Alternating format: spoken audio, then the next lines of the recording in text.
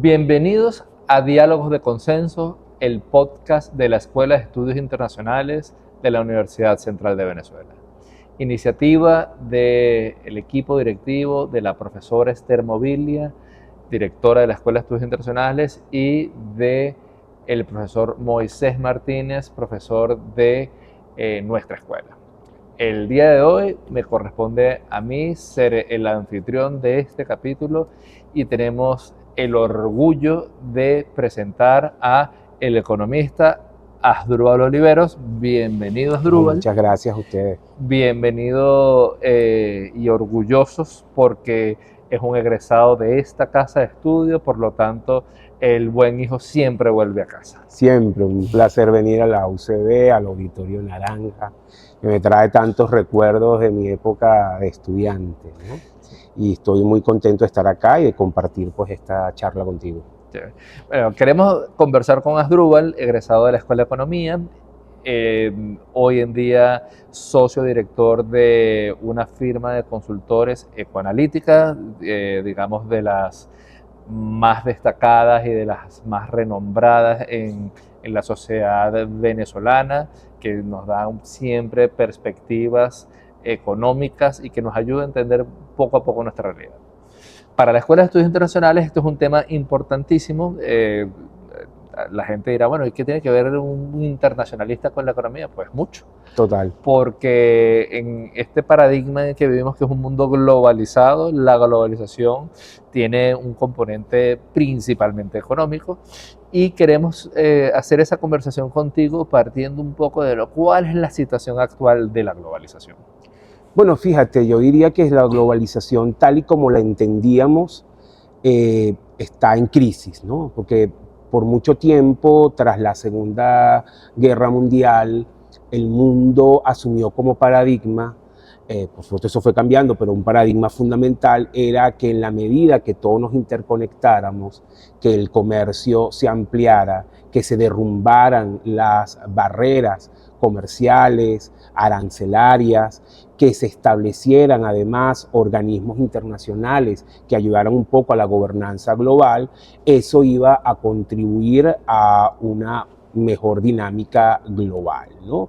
Y que además eso iba a generar crecimiento económico, bienestar para los pueblos. En el agregado, la globalización ha significado crecimiento. Si tú revisas cualquier estadística de hoy y la comparas con los años 40, 50, te vas a dar cuenta del progreso de la humanidad, lo que es el ingreso per cápita global ha aumentado, la pobreza se ha reducido, lo que tiene que ver con el horizonte de vida ha aumentado, es decir, todos los indicadores son bastante positivos. Sin embargo, esa es la foto global, cuando tú te adentras en las distintas sociedades, empiezas a sentir malestar.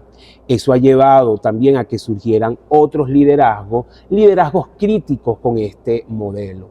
Y eso, digamos que el primer síntoma fuerte de eso fue la primera elección de Donald Trump en los Estados Unidos, ya hace pues bastante tiempo, y esa elección fue como que un abreboca de liderazgos que ponían en entredicho esa gobernanza y ese modelo global, ¿no? Entonces hoy nuevamente se habla de aranceles, se habla de proteccionismo, se habla de unas dinámicas que probablemente habíamos pensado que estaban superadas. Entonces un mundo donde tú además tenías una superpotencia que era como la guardiana, sobre todo después de la caída de la Unión Soviética, los Estados Unidos, ha pasado hoy a un mundo, a mi juicio, fragmentado, donde tú tienes polos de desarrollo, Estados Unidos, Rusia, China, y ese mundo donde ya no tienes una gran potencia, sino que tienes esta fragmentación, dificulta mucho la gobernanza global. Ahora, en este preámbulo que tú ubicas con el primer gobierno de Donald Trump, debe haber algún tipo de indicadores, es decir, qué pasaba con el comercio, qué pasaba con las tasas de interés, qué pasaba con la inflación en el mundo, cuáles fueron esas alertas que llevaron a, no solo Donald Trump, sino estos cambios de gobiernos, algunos de corte nacionalista. Vimos, por ejemplo, Brexit como un fenómeno también otro fue un punto importante. Entonces, ¿qué indicadores empezaron a hacer alertas a este sistema de los multilaterales, Fondo Monetario, Banco Mundial? Yo te diría que, bueno, hay varias cosas, ¿no? Porque hay más malestar político que por supuesto también tiene que ver con economía, pero fíjate, dos elementos importantes. El primero es la crisis financiera de 2008. Eso fue un hito clave de quiebre por lo que significó. Fue una crisis muy fuerte que tuvo pues efectos bastante importantes en las sociedades desarrolladas, sobre todo en los Estados Unidos y en Europa. Pérdidas importantes de activos, bueno, los gobiernos tuvieron que intervenir en forma clave para salvaguardar los sistemas financieros. Eso significó una erogación de dinero público o de acción del Banco Central que fue bastante agresiva.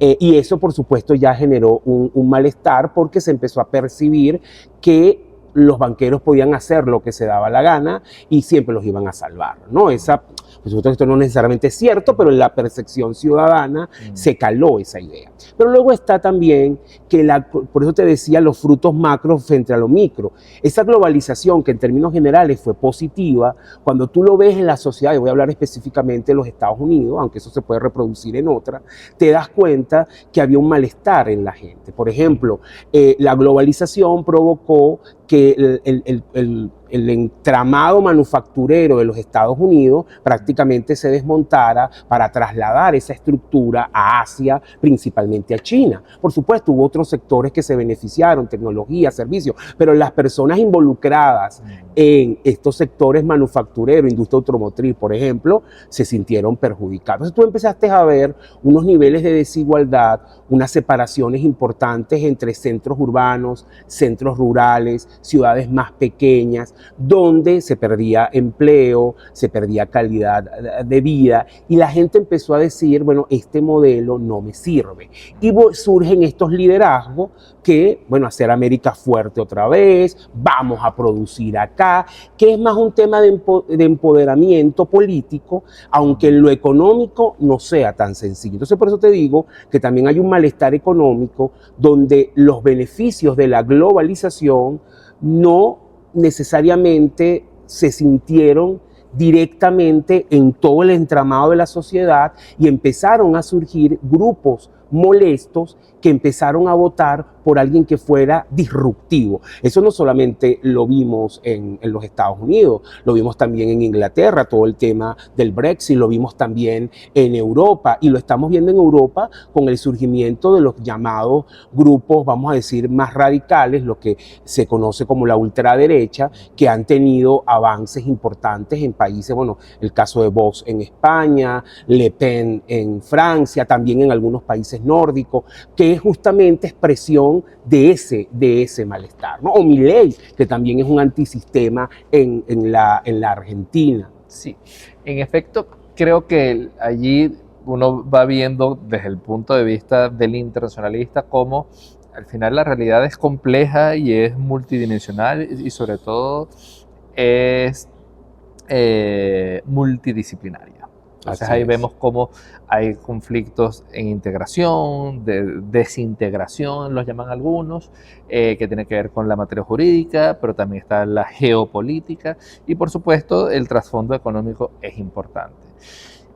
Hay un capítulo importantísimo que también contribuye a esto, que quiero que hablemos, que tiene que ver con, en algún momento The Economist decía, bueno, esto es una generación que va a vivir 3 crisis económicas en menos de 20 años, porque ya nombraste la del 2008, pero nos falta nombrar la crisis de la pandemia. Claro. Y eso me lleva a otro artículo, probablemente de Financial Times, que decía, bueno, es la vuelta de Keynes, es decir, otra vez impulsar el gasto público, otra vez darle vuelta a la maquinita del dinero, porque de alguna manera era la forma de impulsar la economía, pero tuvo efectos.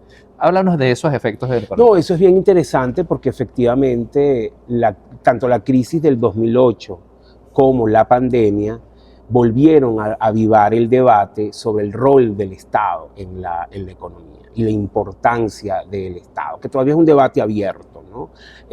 Porque, bueno, depende cuál es tu visual de esa participación del Estado. Hay quien dice, sí, el Estado tiene que estar desde la óptica regulatoria, desde la óptica de permitir proveer bienes públicos para resolver desigualdades.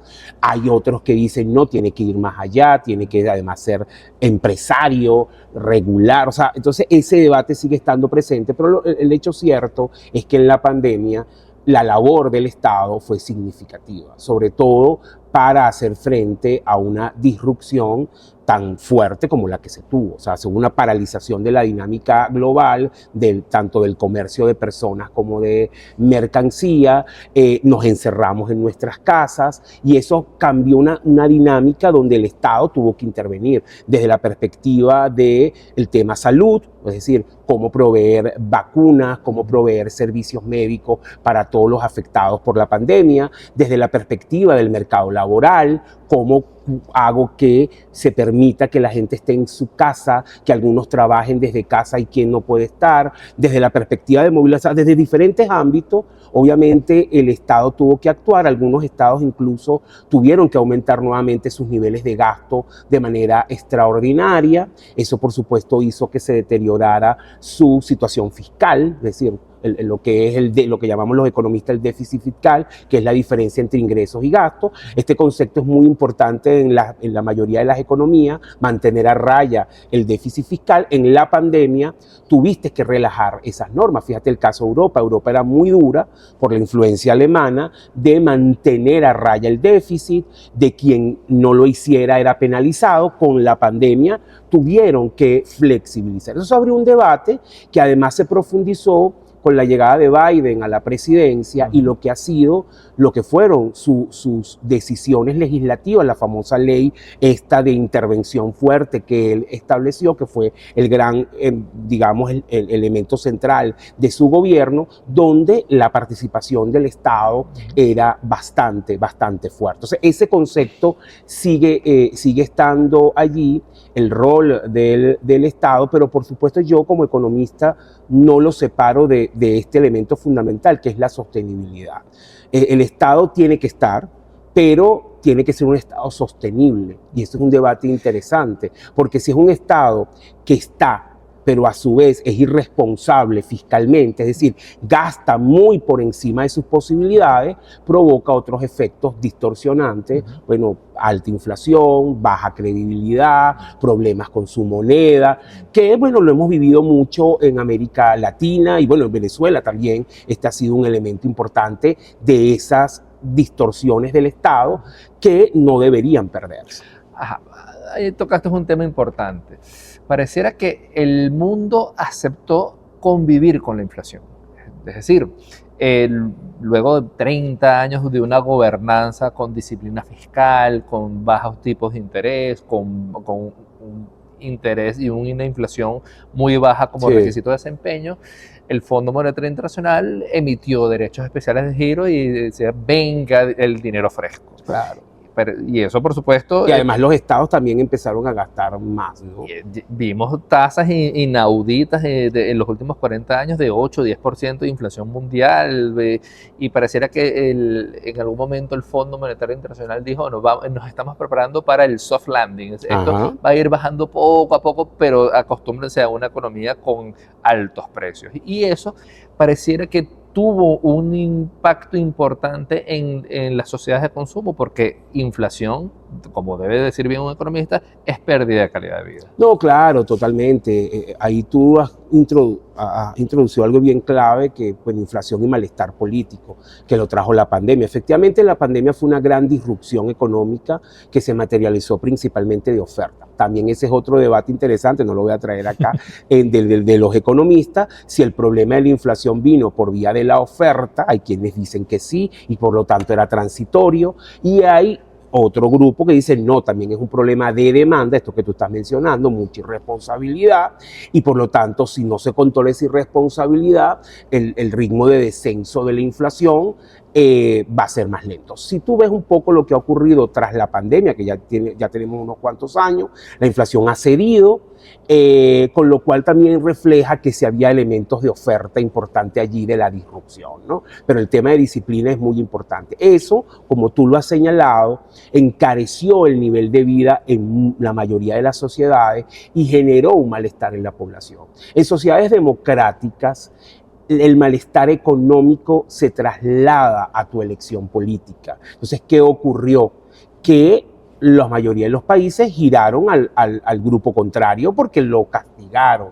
Entonces, aquellos países, en muchos casos gobernados por la izquierda, viraron a la derecha, y aquellos países gobernados por la derecha viraron a la izquierda, ¿no? Entonces eso, pues, Brasil, por ejemplo, que tuvo el giro Bolsonaro a Lula, el mismo Estados Unidos, porque el costo de la pandemia sacó a Trump de su reelección y llega Biden, ¿no? Entonces tú al final empiezas a notar, bueno, en Colombia, por primera vez la llegada de un gobierno de izquierda con Gustavo Petro, ¿no? Entonces hubo ese castigo, pero también ocurrió en el frente contrario, ¿no? En la Argentina, los argentinos son expertos en castigar sus gobiernos, o sea, el primero con Macri, luego Macri es castigado y vuelve otra vez el peronismo, y ahora el peronismo es sacado y viene Milei. Entonces, en sociedades democráticas donde hay alternancia ha ocurrido eso. Ese malestar de la población se ha trasladado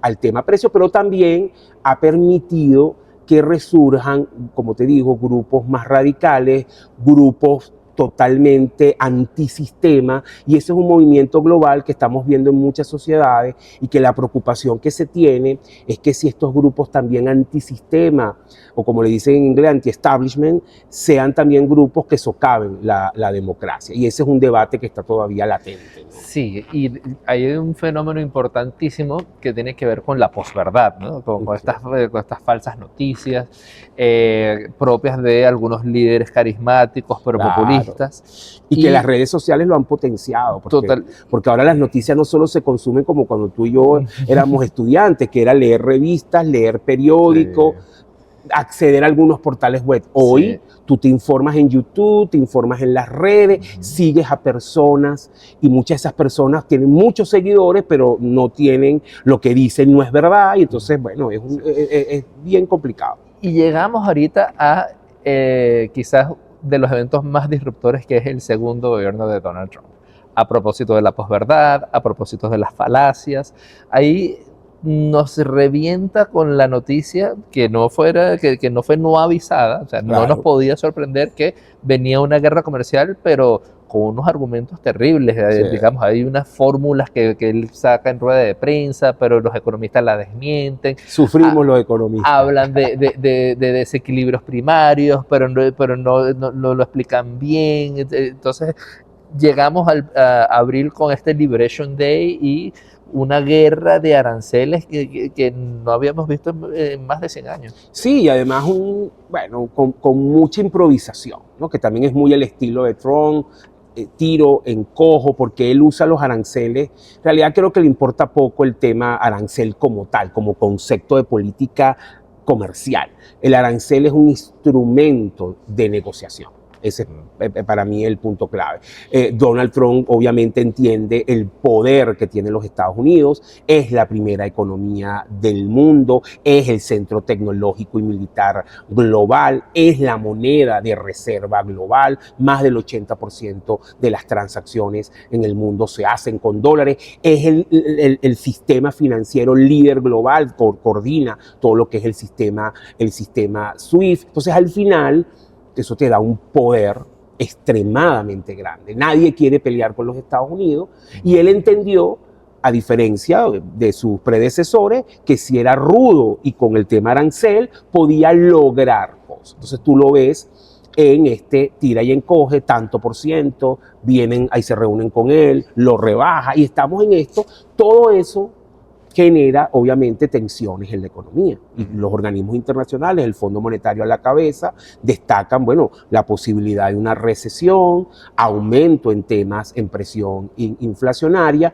y también, que es un poco el horizonte más de ustedes, los internacionalistas, en el punto de la geopolítica, también está llevando a que muchos países dijeran, o muchos bloques, bueno, tenemos que reducir la dependencia. Este hombre nos puede amenazar, nos tiene agarrados por el cuello, nosotros tenemos que trabajar en reducir esa dependencia. Entonces tú ves iniciativas como los BRICS, que aunque todavía eso no tiene impacto, es una visión, a mi juicio, de largo plazo de disminuir dependencia con Estados Unidos, lo mismo que está haciendo China, Rusia. Entonces empiezas a ver, y es lo que decía al principio de esta conversación, en el que esa cooperación global se empieza a romper y empiezan a crearse bloques, muchos de ellos subregionales, que, bueno, dificulta la cooperación global. Mira, hay varios temas donde tú dices cómo lo vamos a resolver, que todos estamos involucrados. El tema de la dinámica climática. Es innegable que hay unos problemas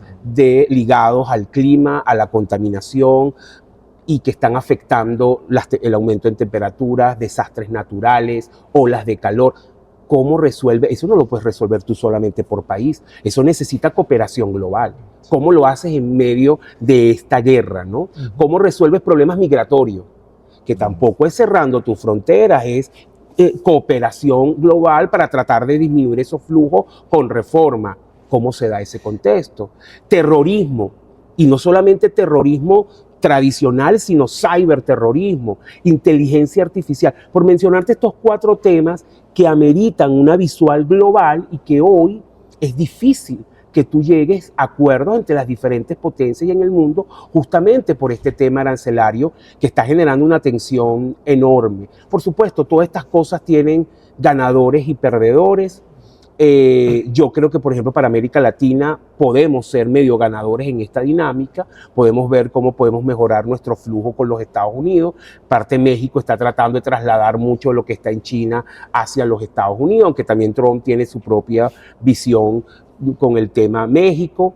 Y también, obviamente, buscar cómo para países más pequeños como los nuestros, cómo tú te entiendes con uno y otro, porque a mí lo que me preocupa de esta dinámica es que te están poniendo en el punto o es Estados Unidos o es China o es Rusia. Y como hacen muchos países que quieren mantener su independencia y que se quieren entender con China y que también se quieren entender con Estados Unidos. Ese es ahí el tema más complicado.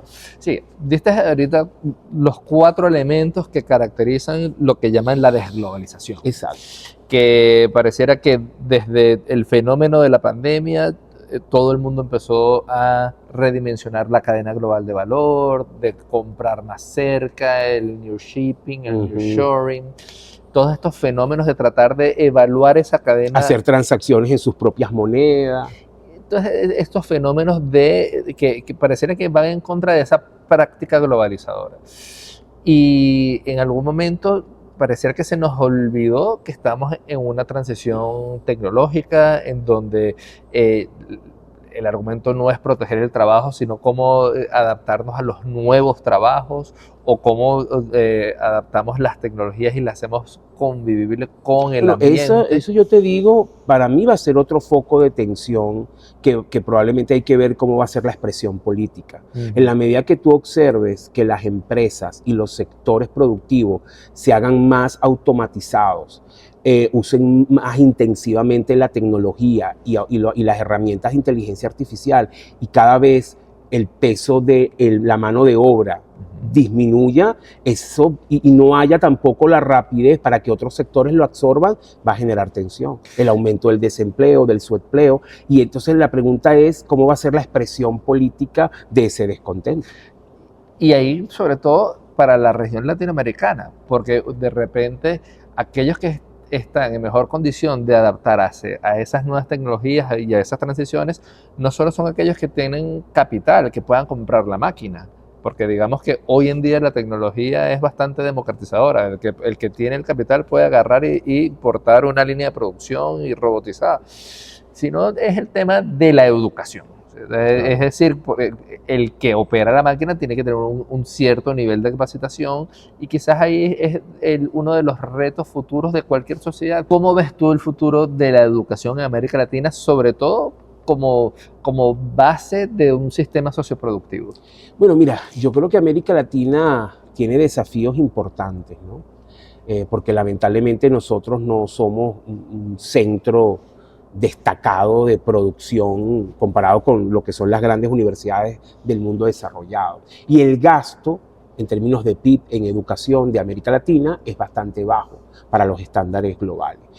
Yo te diría, bueno, en primer lugar habría que aumentar el gasto, pero también es la calidad de ese gasto. Y yo creo que América Latina necesita reformar su sistema educativo, no como muchas veces se ha hecho, para replicar o para intentar copiar el mundo desarrollado, sino basado en sus propias realidades. ¿Cuál es una de las realidades latentes que tiene la América Latina? Unos niveles de informalidad elevados y niveles de pobreza que también son significativos. Entonces creo que uno de los elementos centrales en América Latina no es solo potenciar la educación, por ejemplo, universitaria, que es clave, pero también tienes que potenciar educación para el trabajo. Yo creo que ese elemento es muy importante en la medida que tú generes estructuras de formación media o intermedia que prepare a segmentos relevantes de la sociedad a incorporarse con rapidez al mercado laboral.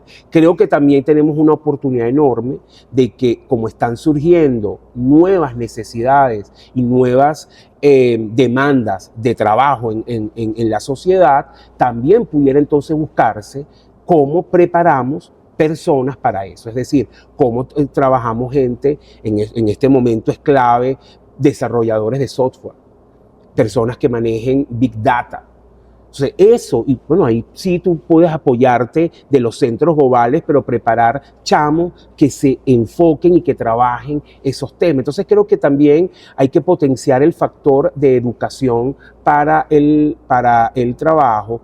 Creo que también en América Latina hace falta profundizar la relación sector privado, sector educativo, es decir, que el sector privado se involucre más con las universidades para financiamiento, para elementos de las líneas de investigación, para, bueno, justamente sacar los profesionales que las diferentes industrias necesitan. Y creo que también otra gran ventaja que ha surgido de la pandemia y que tiene América Latina es ahora este tema del teletrabajo, del trabajo remoto y todas estas personas que están de alguna manera, que son nómadas, como los llaman, nómadas digitales. Hay ciudades en América Latina que esto ha sido un boom. Buenos Aires, Río de Janeiro, Medellín, es impresionante. Entonces también, bueno, vamos a ver cómo eso lo podemos utilizar a nuestro favor. Pero yo haría mucho énfasis en el tema de educación para el trabajo.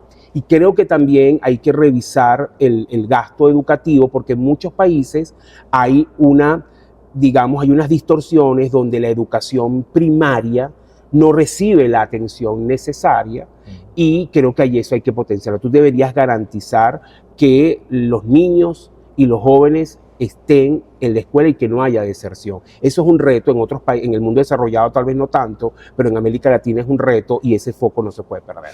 Bueno, Asdrúbal, ya estamos llegando al final, agradecidísimos por esta vuelta a la casa, para el aporte que haces a la comunidad de estudios internacionales. Vemos que la economía impacta todos los sectores de nuestra vida y que para un internacionalista es vital entender para comprender. Igual para los economistas es vital entender las relaciones internacionales para ver todos estos elementos. Vas a ser nuevamente bienvenido en futuros capítulos. Siempre vamos a tener esta oportunidad de planificar un mejor futuro. Y bueno, muchísimas gracias una vez más. A ustedes, de verdad, gracias, siempre a la orden.